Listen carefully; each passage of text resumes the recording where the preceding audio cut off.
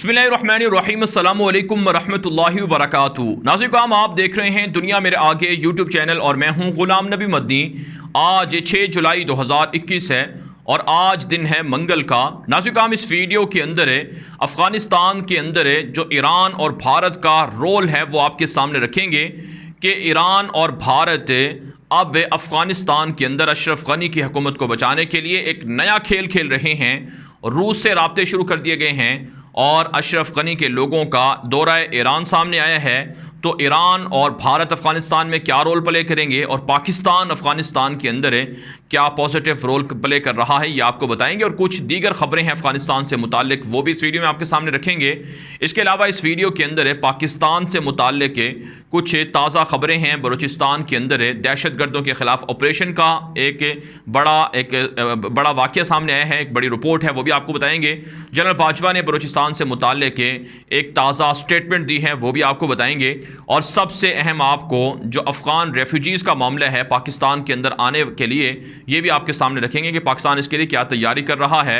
और इसी तरह से इस वीडियो के अंदर पाकिस्तान के अंदर जो गैस और पेट्रोल के नए रिज़र्व पर काम शुरू हो रहा है वो भी आपको बताएंगे। और पाकिस्तान के वज़ीर आज़म इमरान खान का जो प्रोटोकॉल और सिक्योरिटी यानी अपनी ज़ाती सिक्योरिटी के हवाले से एक ताज़ा बयान है वो भी आपके सामने रखेंगे।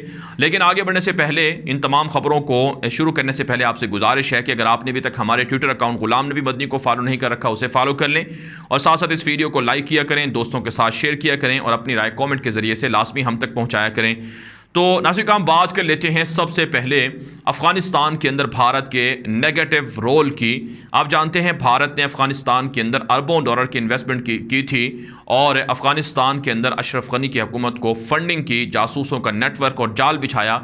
लेकिन अब ये रिपोर्ट सामने आ रही हैं कि तमाम के तमाम इंडियन नेशनल्स को अफ़गानिस्तान से भारत निकाल रहा है, सफारत खाने, कौंसल खाने बंद कर रहा है और तमाम के तमाम जासूसों को जो मुख्तलिफ़ अंदाज से भारत ने अफ़गानिस्तान के अंदर रखे थे उन्हें भी वापस बुलाया जा रहा है। पाकिस्तान के वज़ीर आज़म इमरान खान ने अपने एक ताज़ा बयान में ये बात कही है कि अफ़गानिस्तान के अंदर सबसे ज़्यादा जिस मुल्क को नुकसान हुआ है वो, या जो सबसे ज़्यादा मुल्क शिकस्त खाया है वो भारत है। यानी सबसे बड़ा लूज़र अफ़गानिस्तान के अंदर वो भारत है जिसने अरबों डॉलर की इन्वेस्टमेंट कर रखी थी, वो उसकी बर्बाद हुई है। यानी पाकिस्तान ने भारत को अफ़गानिस्तान के अंदर जो रुस्वा कुन एक तरह से उसे शिकस्त दी है, ये पाकिस्तान दुनिया को बता रहा है और भारत को ये बात बता रहा है कि अफ़गानिस्तान के अंदर तुम्हें शिकस्त पाकिस्तान ने दी है और अफ़गान तालिबान ने तुम्हें शिकस्त से दो चार की है। तो यही वजह है नाज़रीन, काम भारत अपनी इस शिकस्त का बदला लेने के लिए अब मुख्तलिफ अंदाज से साजिशें कर रहा है। काबुल हुकूमत के मीडिया पर ये रिपोर्टें नशर हो रही हैं। हिंदुस्तान टाइम्स के अंदर भी ये रिपोर्ट नशर हुई है कि भारत का रशिया के साथ राब्ता हुआ है। भारतीय वज़ीर ख़ारजा जयशंकर रूस का विज़िट करने जा रहे हैं, जहां वो रूस के आला हुकाम से अफ़गानिस्तान की सिचुएशन पर बातचीत करेंगे कि ताजिकिस्तान से मुल्हिका इलाकों पर तालिबान का कंट्रोल हो चुका है। यहाँ से ताजिकिस्तान के अंदर भारत का फ़ौजी अड्डा भी था और भारत के तिजारती इंटरेस्ट भी थे। तो भारत अपने तिजारती मफादात को बचाने के लिए रूस का सहारा ले रहा है कि रूस सेंट्रल एशिया रियासतों पर असर रसूख रखता है, लिहाजा रूस भारत की मदद करे। लेकिन आप जानते हैं कि रूस किसी भी सूरत तालिबान की मुखालफत में नहीं जाएगा और ना ही पाकिस्तान की मुखालफत में।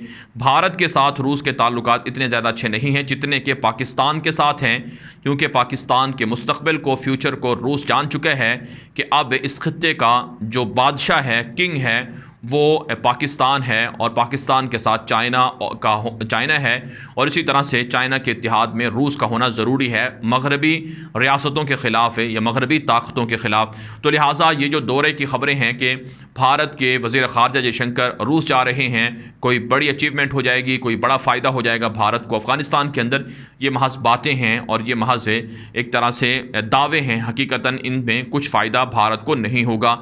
जबकि नाज़रीन, कुछ खबरें ये भी हैं कि भारत अपनी फ़ौजें शायद अफ़गानिस्तान के अंदर अशरफ गनी की मदद के लिए उतारे। नाज़रीन, इन खबरों में कोई सदाकत नहीं है। भारत के अंदर इतनी जुर्रत नहीं है कि अफ़गानिस्तान के अंदर अपनी फ़ौजें उतार सके। भारत में अगर इतनी जुर्रत होती तो पिछले 20 सालों में एलानिया कोई फ़ौजी मुआहिदा किया जाता अशरफ गनी के साथ, काबुल हुकूमत के साथ, लेकिन उन्होंने नहीं किया। उन्हें पता है कि तालिबान उन्हें मारेंगे। खुफिया तरीके से, जासूसी के तरीके से वार छुप कर भारत करता रहा है, लेकिन हकीकतन भारत एलानिया तौर पर फ़ौजें कभी नहीं उतारेगा और ना ही भारत तालिबान का मुकाबला कर सकता है, बल्कि भारत तो तालिबान से खुफिया राबते कर रहा है, खुफिया डीलें और मुलाकातें करने की कोशिश कर रहा है। लिहाजा इन खबरों में कोई सदाकत नहीं है कि अशरफ गनी की मदद के लिए भारत अपनी फ़ौजें उतारे, बल्कि भारत तो अपने लोगों को, जासूसों को और जो ख़तरनाक कमांडोज थे, दहशतगर्द थे, जो मुख्तलिफ अंदाज में वहाँ पर बैठे हुए थे पाकिस्तान पर हमला करने के लिए, वो वहाँ से वापस बुला रहा है। लिहाजा हमारी इतलात के मुताबिक भारत किसी सूरत भी अशरफ गनी की मदद के लिए अपने आप को ख़तरे में नहीं डालेगा, बल्कि कौंसल खाने, सफारत खाने भी भारत बंद कर रहा है, पाकिस्तान की वजह से यहाँ से भाग कर जा रहा है। हम नाज़रीन बात कर लेते हैं ईरान के अफ़गानिस्तान के अंदर रोल के हवाले से। तो इस वक्त जो हमारे पास एक ताज़ा खबर सामने आई है कि अशरफ गनी के लोगों का एक वफ़द ईरान के अंदर भेजा गया है ताकि ईरान से मदद चाही जाए। अमरीकी इनखला के बाद ईरान से भी अशरफ गनी मदद मांग रहा है कि वो भी अपने फ़ौजें यहाँ पर उतार दे और हमारी मदद करे। लेकिन सवाल ये है कि क्या ईरान तालिबान की मुखालफत में अशरफ गनी की मदद कर सकता है? माजी के अंदर ईरान ने बहुत खुलकर मदद की है। ईरान का और भारत का काबुल हुकूमत के साथ बड़ा गठजोड़ रहा है, लेकिन नाज़रीन काम ईरान के अंदर भी हुकूमत तब्दील हो चुकी है और इंतहाई कट्टर किस्म के जो क़दामत पसंद हैं इब्राहिम रईसी, वो सदर बन चुके हैं और इनके इक़्तिदार में आने के बाद ये बात हम कह सकते हैं कि किसी सूरत भी ईरान तालिबान की मुखालफत में नहीं जाएगा, क्योंकि ईरान को भी ये बात पता है कि अफ़गान तालिबान पावर में आ रहे हैं। जब अफ़गान तालिबान ने दुनिया के 50 मुल्कों को शिकस्त दे दी, दुनिया के 50 मुल्कों की फ़ौजों को हरा दिया, तो ईरान तने तनहा तालिबान का कैसे सामना कर सकता है और कैसे तालिबान की मुखालफत मोल ले सकता है। तो लिहाजा नाज़रीन काम ईरान की जानिब से भी अफ़गानिस्तान के अंदर किसी भी तरह की फ़ौजें नहीं उतारी जा रही हैं और ईरान ने भी इनकार कर दिया है अशरफ गनी को कि हम अपनी फ़ौजें नहीं उतारेंगे। यहाँ तक कि हमारी इतलात ये हैं, बल्कि आज की जो ख़बरें हैं तालिबान ने दी हैं कि सूबा हिरात जो ईरान के बॉर्डर के साथ लगा हुआ है, यहाँ के कई अहम स्ट्रेटजिक डिस्ट्रिक्ट पर तालिबान ने कब्ज़ा कर लिया है। तो जब अफ़गान तालिबान ईरान के साथ बॉर्डर पर कंट्रोल हासिल कर चुके हैं, तो ईरान अपनी तिजारत को, अपने ताल्लुकात को तालिबान से किसी सूरत ख़राब नहीं करेगा और यही उज़्बेकिस्तान, ताजिकिस्तान भी तालिबान के साथ कर रहे हैं। यानी ताजिकिस्तान, उज़्बेकिस्तान और पाकिस्तान और चाइना और ईरान, ये पड़ोसी मुल्क हैं अफ़गानिस्तान के, ये सारे तालिबान के साथ अच्छे राब्ते रखते हैं और इनकी अच्छी अंडरस्टैंडिंग है और ये तालिबान की मुखालफत नहीं करेंगे। अगर करेंगे तो नुकसान इन्हीं को होगा। इसलिए इन ख़बरों में महज दावे हैं, वरना हकीकत से इनका कोई ताल्लुक नहीं है। तालिबान कभी भी ईरान कभी भी तालिबान की मुखालफत में नहीं जाएगा। जबकि नाज़रीन काम यहाँ पर एक और ख़बर का जिक्र भी ज़रूरी है। 2-3 रोज़ पहले पाकिस्तान के प्राइम मिनिस्टर इमरान खान ने जो ईरान के सदर हैं इब्राहिम रईसी, उनको फ़ोन किया था, उनको मुबारकबाद भी दी थी और साथ साथ उनसे कुछ मामलात पर डिस्कशंस हुई थी। उनमें सबसे सर फहरिस्त से अफ़गानिस्तान का मसला था। पाकिस्तान ने ईरान को समझाया था कि अफ़गानिस्तान के अंदर तालिबान की मुखालफत में जाना बेहतर नहीं है और गैर मुल्की फ़ौजों के इनखला के बाद जो मुहाजिरीन का मसला है, खाना जंगी का ख़दशा है, इसमें ईरान और पाकिस्तान मिलकर मुकाबला करेंगे और पीस प्रोसेस के लिए, अमन के लिए दोनों मुल्क रोल प्ले करेंगे। तो लिहाजा पाकिस्तान किसी भी सूरत किसी गैर मुल्की फ़ौजों को, मलेशियाओं को अफ़गानिस्तान के अंदर उतारने नहीं देगा ताकि सिविल वार से पाकिस्तान पर प्रेशर आए, क्योंकि पाकिस्तान का बॉर्डर सबसे ज़्यादा है, तकरीबन 2670 या 90 किलोमीटर। तो सबसे ज़्यादा रेफ्यूजीज़ पाकिस्तान आ सकते हैं। इसलिए पाकिस्तान पड़ोसी मुल्कों को समझा रहा है कि किसी सूरत भी मलेशियाओं को, जंगजुओं को अफ़गानिस्तान नहीं उतारना है।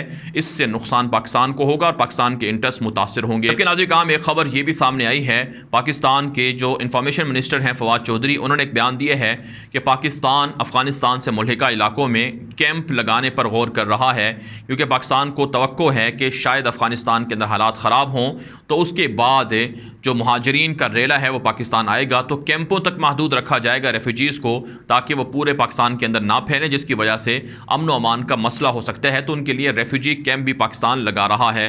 तो इस हवाले से नाज़रीन काम हम ये बात कह सकते हैं कि पाकिस्तान अफ़गानिस्तान के अंदर पॉजिटिव रोल प्ले कर रहा है पीस प्रोसेस के हवाले से, अमन के हवाले से।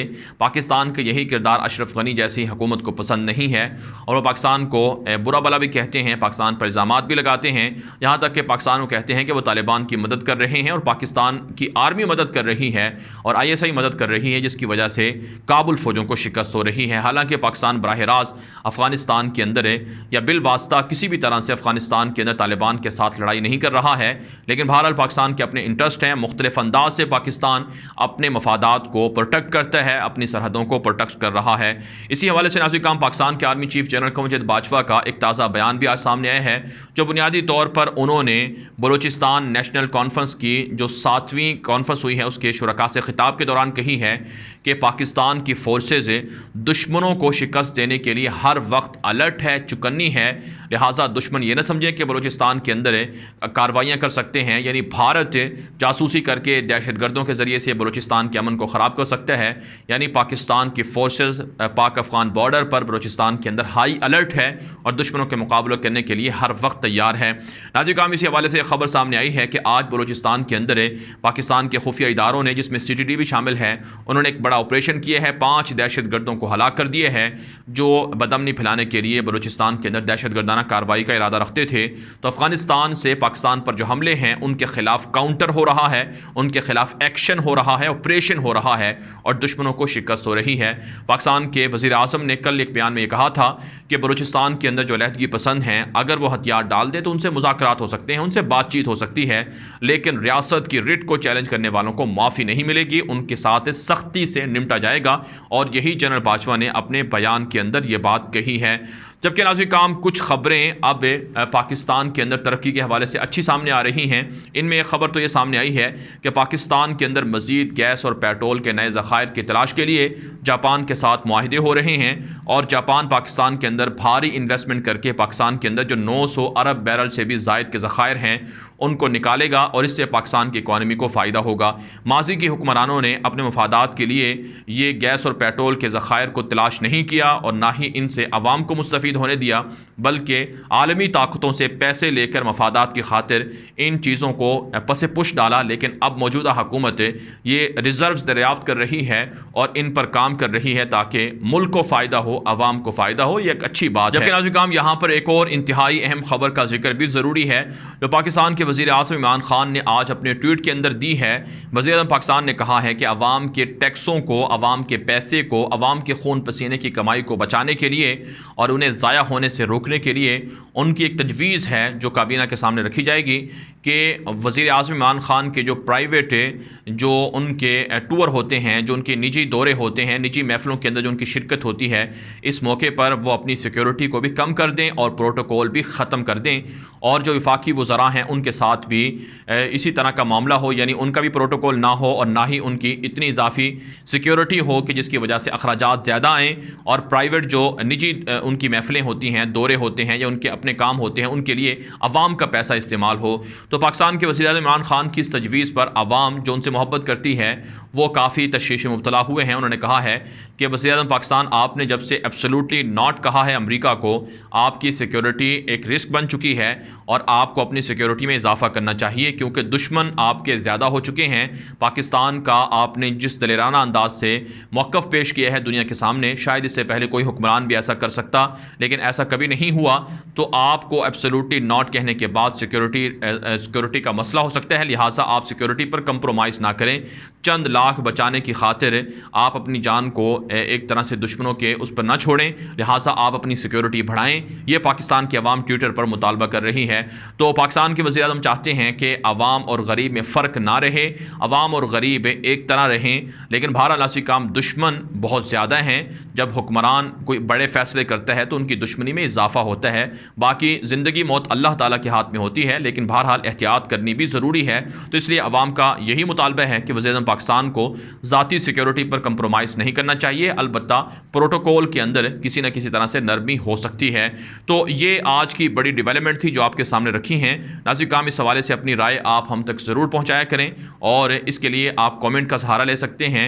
कॉमेंट के ज़रिए से अपनी राय हम तक लाजमी पहुँचाया करें, और वीडियो को जितना ज़्यादा हो सके दोस्तों के साथ नशर भी किया करें, ताकि लोगों को हक़ाइक़ मिल सकें। और आपने अभी तक हमारे ट्विटर अकाउंट को अगर फॉलो नहीं कर रखा तो उसे भी फॉलो कर लीजिए। इजाज़त दीजिए, अल्लाह हाफ़िज़।